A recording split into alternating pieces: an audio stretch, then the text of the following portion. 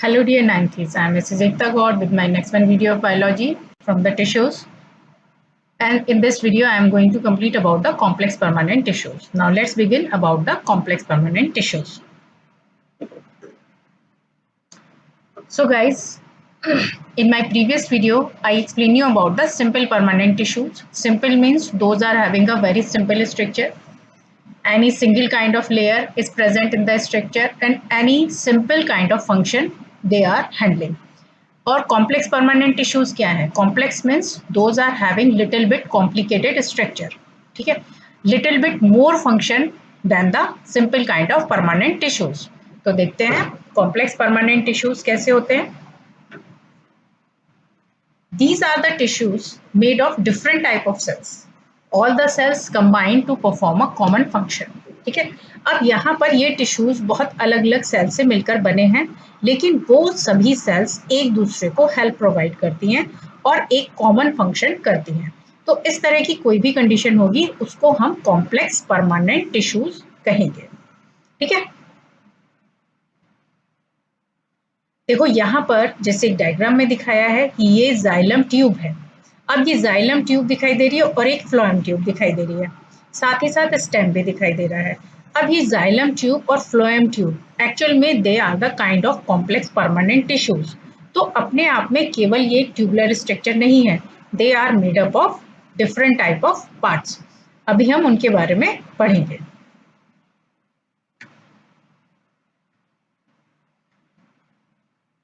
As they constitute of vascular bundles. अभी मैंने आपको लगातार याद कराया है कि जाइलम और phloem are known as vascular bundles. तो यानी कि कॉम्प्लेक्स टिश्यूज किससे मिलकर बने हैं? वैस्कुलर बंडल से मिलकर बने हैं. ओके. यहाँ मैंने आपको बताया जाइलम और फ्लोएम. तो यानी जाइलम और फ्लोएम क्या है? Xylem and phloem are also called the vascular bundles. यहाँ पर जाइलम ट्यूब्स है, फ्लोएम ट्यूब्स है, क्योंकि इनके अलग अलग फंक्शन है. They have to supply nutrients to the plant or to the leaf. तो ये यहाँ पर आपको ऐसे दिखाई देंगे जो ट्यूबुलर फॉर्म में प्रेजेंट होते हैं लीफ के बेस में या स्टेम के बेस में. क्लियर. तो यहाँ पर आप जाइलम और फ्लोएम के लिए याद रखेंगे they are also called the vascular bundles. That means vascular bundles are also the formation of complex permanent tissues.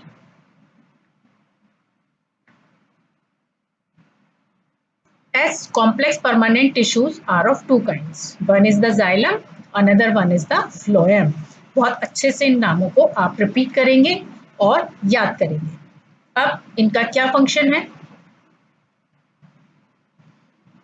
देखो कॉम्प्लेक्स परमानेंट टिश्यूज जाइलम यानी कि जो वाटर कंडक्टिंग टिश्यूज होते हैं उनको हम जाइलम बोलते हैं.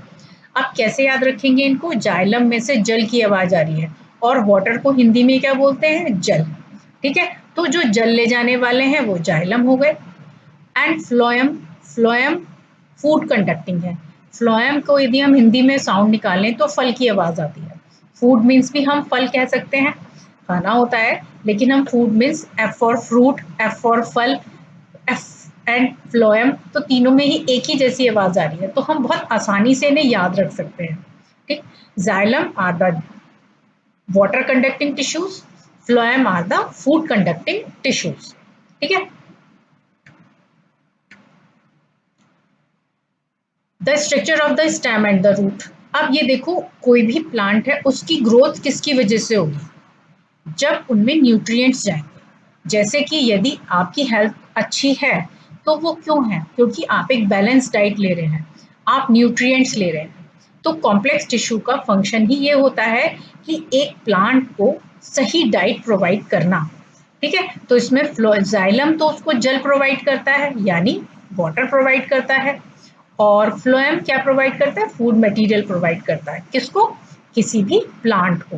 प्लांट के किस पार्ट को? स्टेम को, लीव्स को, फ्रूट्स को, फ्लावर्स को. क्लियर.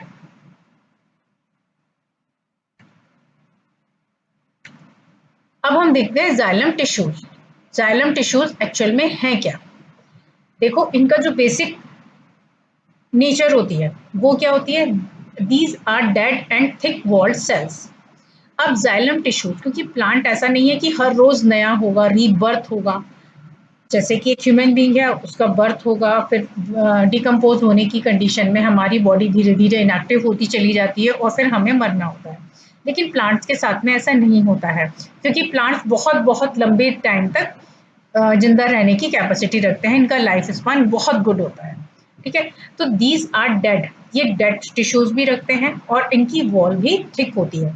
तो जितना भी डेड पार्ट होगा और थिक वॉल्ड पार्ट होगा वो प्लांट में जाइलम टिश्यू कहलाता है। क्लियर? देखो जाइलम क्या है। जाइलम कोई भी स्टेम है, स्टेम के अंदर यदि हम एक सिंपल सा डायग्राम बनाना चाहें तो हम इसको सिंपल डायग्राम बना सकते हैं कि ये जो आउटर वॉल है इसके बीच में कुछ इस तरह के रिंग स्प्रिंग लाइक स्ट्रक्चर में जाइलम टिश्यूज प्रेजेंट होते हैं। ये अलग अलग तरीके के होते हैं, उनको हम अभी हम पढ़ेंगे। As you know, xylem is the water conducting element. That means they are transporting the water, which also provides mechanical strength to the plant. अब जाइलम टिश्यूज डेड भी हैं, वाटर कंडक्ट भी कर रहे हैं और बहुत ज्यादा ओल्ड होकर स्टिफ भी हो चुके हैं। तो जाइलम क्या प्रोवाइड करते हैं? मैकेनिकल स्ट्रेंथ भी प्रोवाइड करते हैं प्लांट को। ठीक है, दो वर्क हो गए, वाटर कंडक्शन और the mechanical strength to the plants. तो इनका ये डायग्राम आप बहुत अच्छे से बनाना सीखेंगे और डायग्राम इजी डायग्राम आप ऐसे बना सकते हैं। सो एक बार और रिवाइज करते हैं।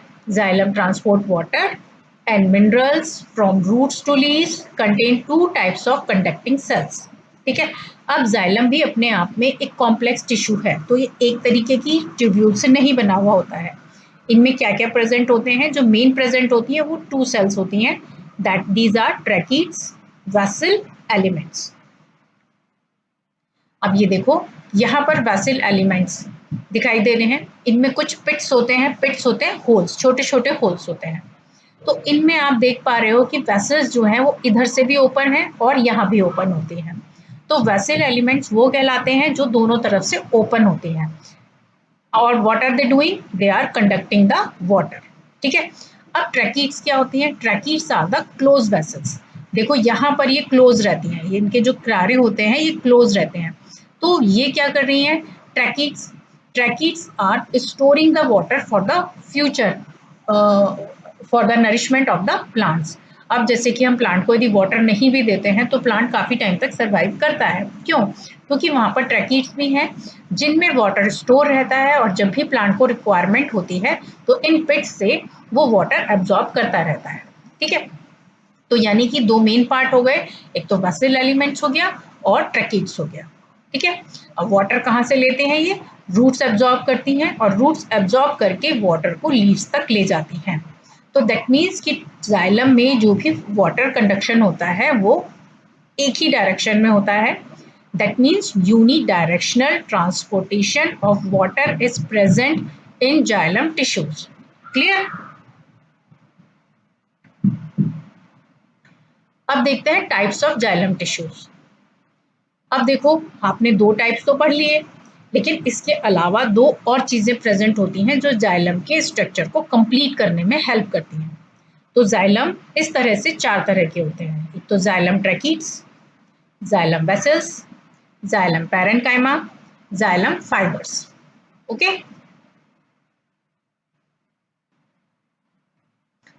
अब बच्चों सबसे पहले हम पढ़ेंगे ट्रैकीड्स के बारे में।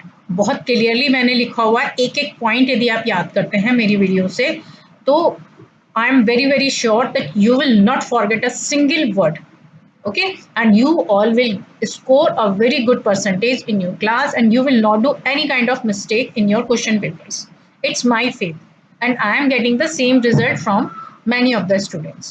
Okay, so now it is a tubular structure. तो सबसे पहली बात है ट्रैकीड्स क्या है? ये ट्यूबुलर स्ट्रक्चर है, अभी मैंने आपको दिखाया।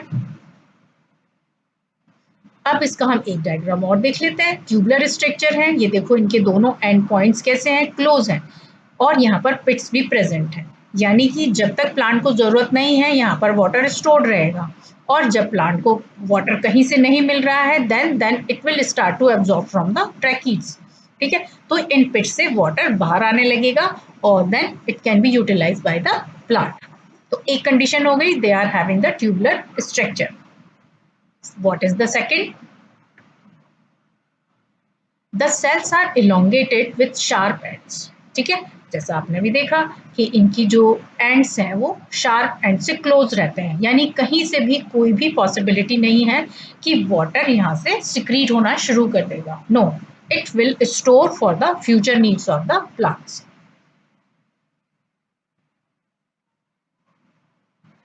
What is its function? Help in the transportation of water and minerals vertically. Vertically क्यों यूज किया? अभी मैंने आपको बताया कि वाटर रूट से एब्जॉर्ब होकर लीव्स तक जा रहा है ना? तो यानी कि वाटर वर्टिकली एक ही डायरेक्शन में मूव करेगा।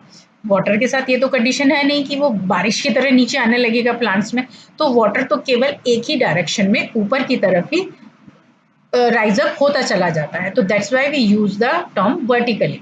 तो transportation of water done by the tracheids and minerals vertically.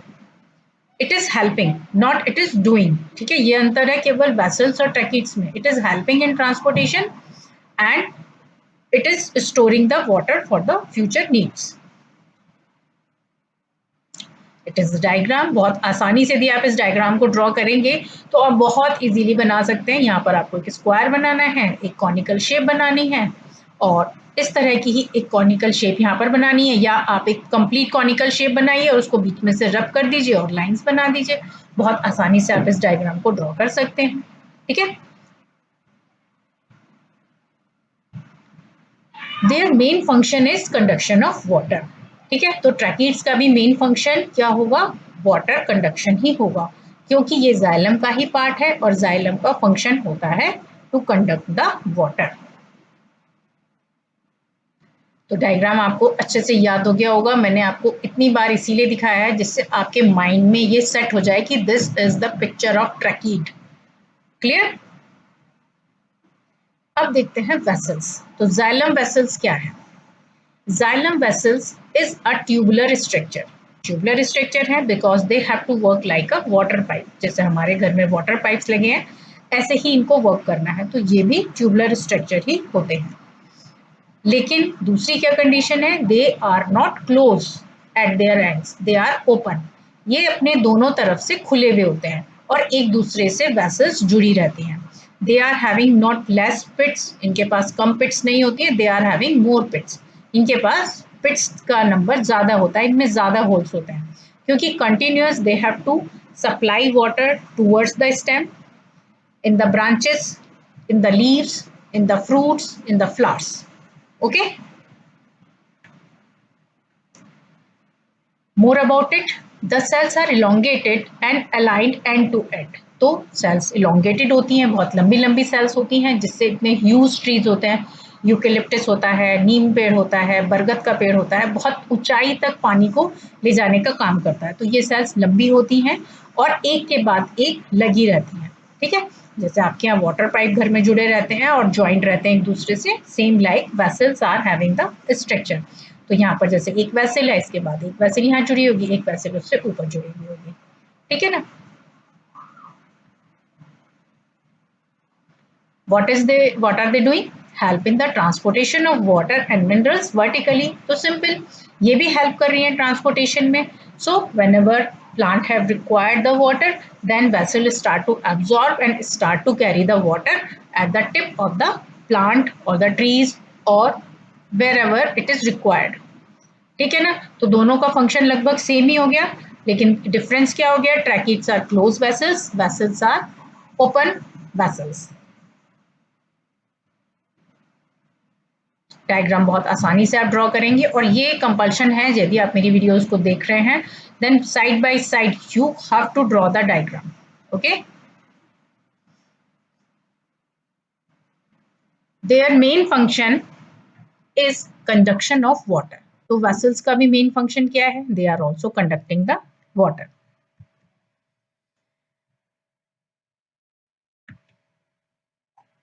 Next is xylem parenchyma. Parenchyma का फंक्शन मैंने आपको बहुत बहुत बार रिपीट करा दिया है। They are storing the food material. तो जाइलम पैरेन्काइमा का भी फंक्शन क्या होगा? Help in storage of food. Okay, अब पैरेन्काइमा का स्ट्रक्चर क्या होता है? Parenchyma are simple rectangular cells, those are present at the side of xylem tracheids, xylem vessels. जो पूरा एक कंप्लीट स्ट्रक्चर होता है जाइलम का, उनके दोनों ही साइड में जाइलम पैरेन्काइमा प्रेजेंट होती है। जाइलम में बहुत ज्यादा डेवलप नहीं होती है क्योंकि यहाँ पर फूड स्टोरेज बहुत कम होता है, बट इट इज प्रेजेंट क्योंकि जो भी वाटर के साथ कोई भी हार्ड पार्टिकल जो न्यूट्रिएंट की फॉर्म में होता है, तो वो जाइलम वेसल्स और जाइलम ट्रैकीड्स के फंक्शन को रोक सकता है। इसलिए जो भी यहाँ पर फूड मटेरियल फॉर्म होता चला जाता है, वो जाइलम पैरेन्काइमा स्टोर करती चली जाती है। ठीक है। It conducts water in sideways.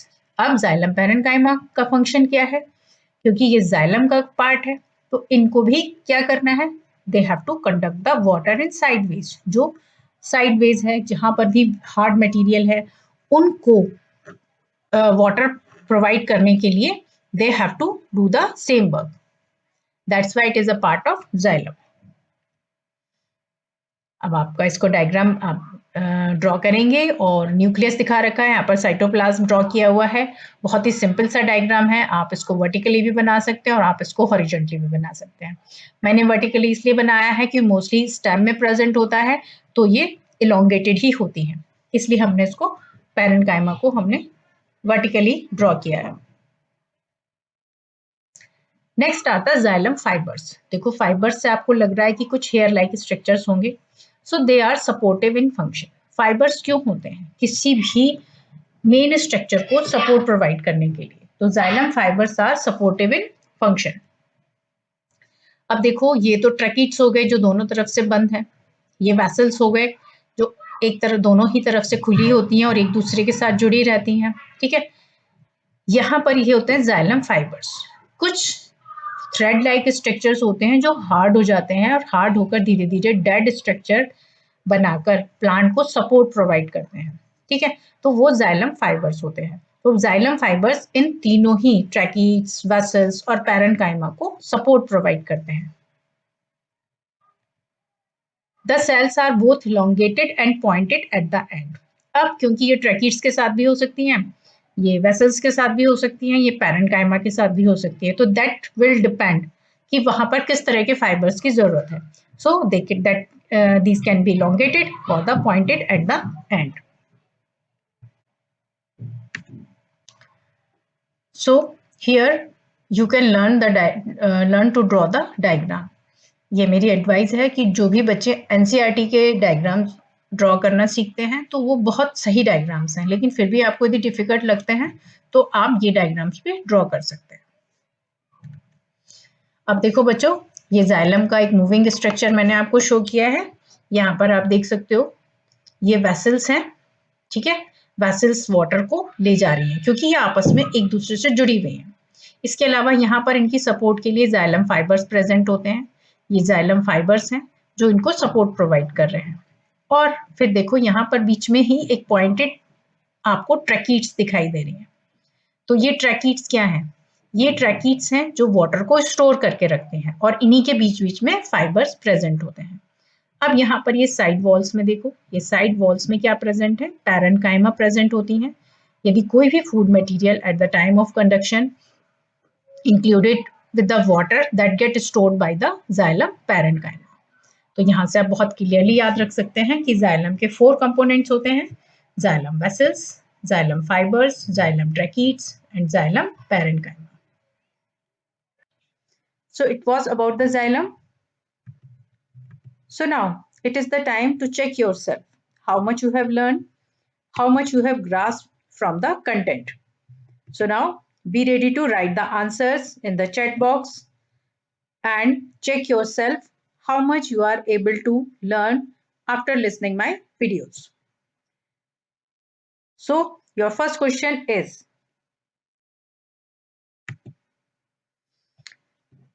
tracheids occur in cambium, ground tissue, xylem or phloem?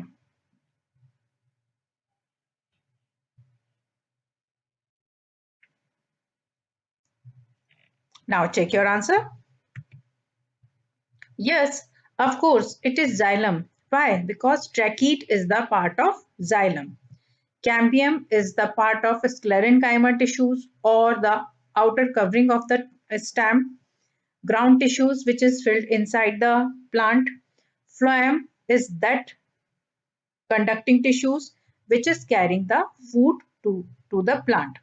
तो ट्रैकीट किसका पार्ट होता है? Tracheid is the part of xylem. चलिए नेक्स्ट क्वेश्चन देखते हैं. The presence of tissues in a multicellular organism according its function ensures option A faster development, option B division of labor, option C higher reproductive potential, option D body strength.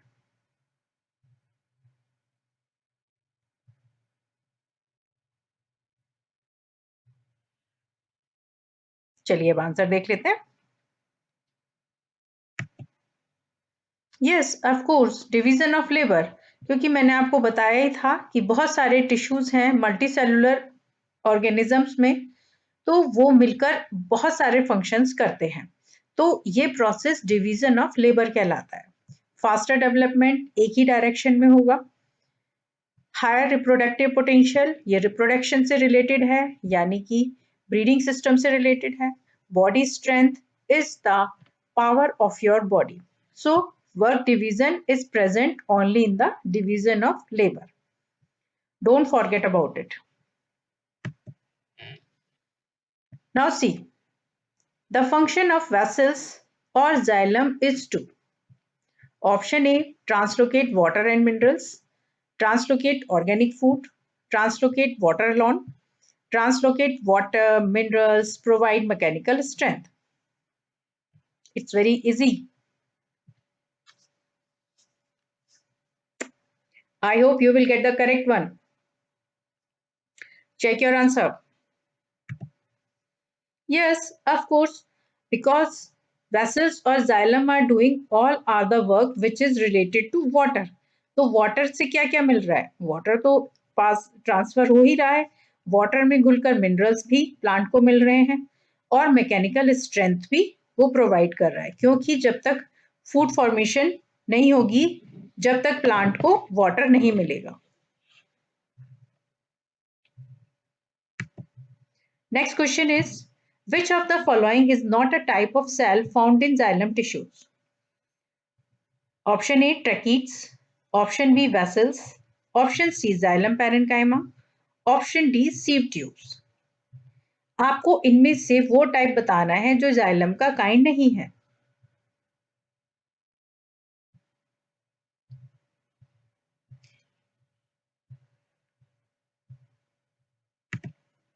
Yes, sieve tubes, क्योंकि tracheids, vessels, xylem parenchyma, they all three are the parts of xylem, but sieve tube is a part of phloem.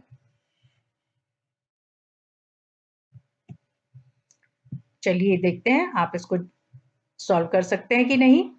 There are two types of permanent tissue. One is simple permanent tissue and another is option A double permanent tissue, option B spatial, option C complex, option D none.